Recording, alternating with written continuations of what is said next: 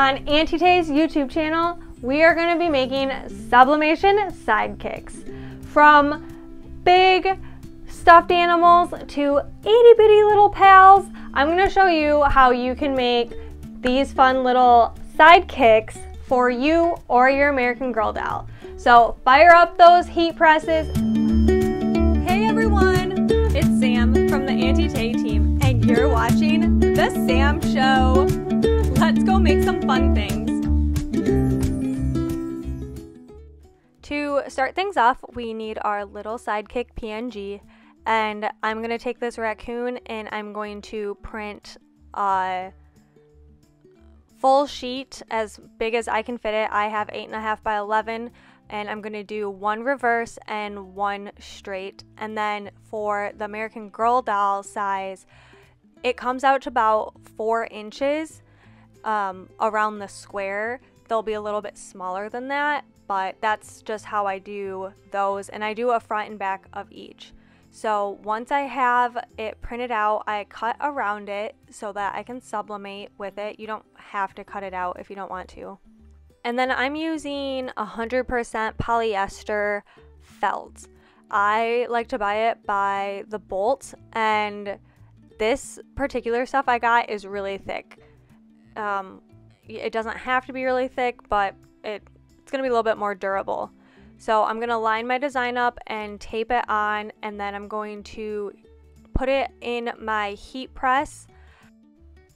I heated it up for 40 seconds at 375 degrees. You could do it a little bit warmer, go a little bit longer if you want. This is just the way I did it, and it turned out really well.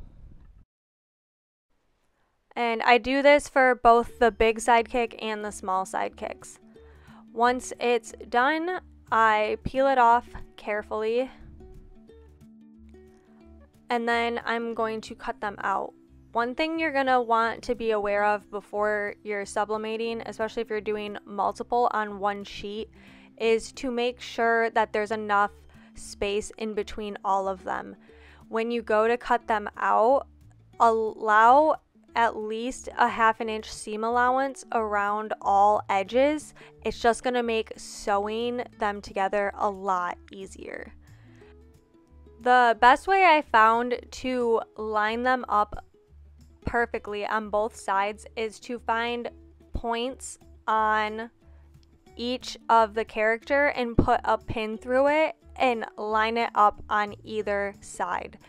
If you hold it up to the light, you can kind of see, because my felt is really thick, it's a little bit harder, but you can see I put little pins in, like at the tip of his ear, where his paws are together, and then I'm going to cut a little bit closer to him just so that it's easier to sew in my sewing machine. For the larger size sidekicks, you're going to want to give a little bit more seam allowance, probably at least an inch around the hole outside before you sew it. And then with the sidekicks, like I said, at least a ½ inch. The more space, the better, but any excess fabric will kind of make it bulky. So you'll figure out what works best for you.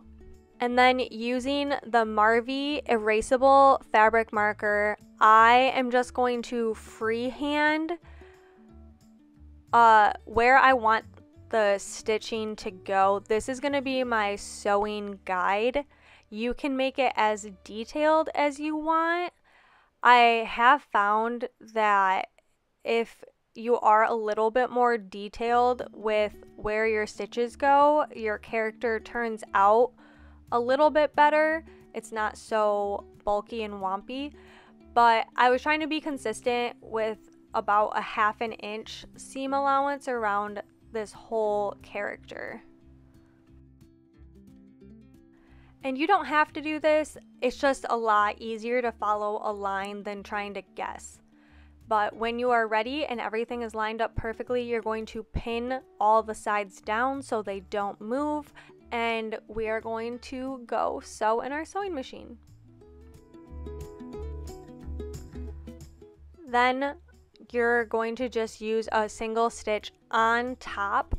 I have tried to make sidekicks where I did it with the wrong sides together, and I just didn't like the look of it. I really like the top stitch on the outside.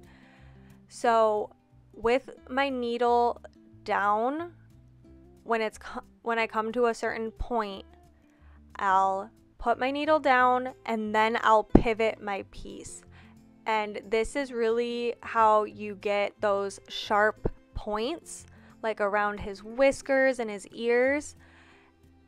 And you just want to go slow, especially when you don't have your lines marked. You really want to be consistent and keep that foot the same part.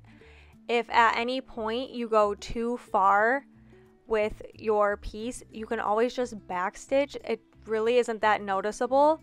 And if you pick a thread that's the same color as your felt, it's really not noticeable. But it's fun to do a colored stitch too. You can get creative with it. It's a little bit of a slower process to do, but it will really help you with your sewing skills and learning your presser foot and your different speeds. I know I started getting a little bit quicker at it and getting a better feel for it. So if you want to practice sewing and moving your piece around, this is a great project to do it, and I think it has an awesome outcome. Now, wherever your flattest part is, normally it's the bottom of the character, you're going to want to leave about a 2-inch opening. The larger the opening, a little bit harder it'll be to close, but this is going to be where you fill your polyfill with.